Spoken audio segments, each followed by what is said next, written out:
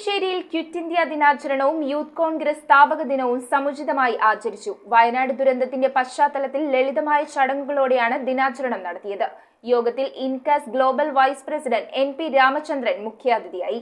British colony വാഴ്ചയ്ക്കെതിരെ Indian ജനതയുടെ മുന്നേറ്റമായ ക്വിറ്റ് ഇന്ത്യ പ്രസ്ഥാനത്തിന്റെയും യൂത്ത് കോൺഗ്രസ് സ്ഥാപക ദിനാചരണവുമാണ് നെട്ടിശ്ശേരിയിൽ സംഘടിപ്പിച്ചത്. വയനാട് ദുരന്തത്തിന്റെ ഭാഗമായി ലളിതമായ ചടങ്ങുകളോടെ ദുരന്തത്തിൽ മരിച്ചവർക്ക് അനുശോചനം രേഖപ്പെടുത്തിയാണ് ദിനാചരണ പരിപാടികൾക്ക് തുടക്കം കുറിച്ചത്. യൂത്ത് കോൺഗ്രസ് നേതാവ് ജെൻസൺ ജോസ് കാക്കശ്ശേരി പതാക ഉയർത്തുകയും മുതിർന്ന കോൺഗ്രസ് നേതാക്കൾ ഭാവി തലമുറയ്ക്ക് വേണ്ടി പ്രകൃതി നിലനിർത്തുവാൻ ഫലവൃക്ഷ തൈകൾ വിതരണം ചെയ്തു. KK ചീക്കോ യോഗത്തിൽ അധ്യക്ഷത വഹിച്ചു. ഇന്ത്യ എന്ന് ബ്രിട്ടീഷുകാരോട് ആവശ്യപ്പെടുന്നതിനൊപ്പം ഇന്ത്യക്കാരുടെ മനസാക്ഷിയെ ഉണർത്താൻ പ്രവർത്തിക്കുക അല്ലെങ്കിൽ മരിക്കുക എന്ന മുദ്രാവാക്യവും കൂടി മഹാത്മാഗാന്ധിയിലൂടെ പിറവിയെടുത്തത് ഇന്നും പ്രസക്തിയുള്ളതാണെന്ന് ജെൻസൺ ജോസ് കാക്കശ്ശേരി പറഞ്ഞു. അവിടുത്തെ യുവതലമുറയും അതുപോലെ തന്നെ രണ്ടാം നിര നേതൃത്വം ഈ സമരവുമായിട്ട് മുന്നോട്ട് പോവുകയും ഉണ്ടായി.